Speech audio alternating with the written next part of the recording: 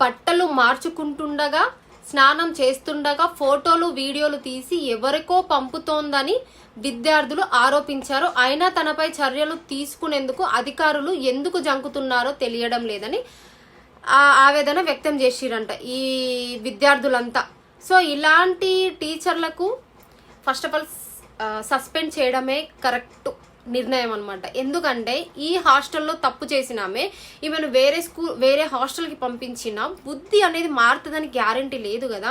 ఇప్పుడు ఈ నాగనూలు నుంచి వేరే హాస్టల్కి పంపొచ్చు, వేరే హాస్టల్కి పంపొచ్చు. ఈ న్యూస్ మొత్తం అన్ని కస్తూర్బాలలా చేరుకొని ఉంటది. ఈమె పోగానే పిల్లలందరూ భయపడడం, ఆ సబ్జెక్ట్ పరంగా చదవరు. ఇప్పుడు ఒక సబ్జెక్ట్ టీచర్ బాగా కొట్టింది అనుకో, ఆ సబ్జెక్టు ఖచ్చితంగా కొంతమంది భయంతో ఎక్కువ చదువుతారు, కొంతమంది భయంతోనే చదివినవి కూడా మర్చిపోతూ ఉంటారు. సో ఇట్లా ఈమెను వేరే స్కూల్కి వేసినా కానీ ఈ పిల్లలు భయం పడతారు. ఈమె కళ్యాణ్ టీచర్ పలానా స్కూల్లో వేసిందని చెప్పేసి భయపడతారు. ఖచ్చితంగా చదువును కూడా కొంచెం నెగ్లెక్ట్ చేస్తుండొచ్చు. ఈమెను సస్పెండ్ చేయడమే కరెక్ట్ ఆప్షన్.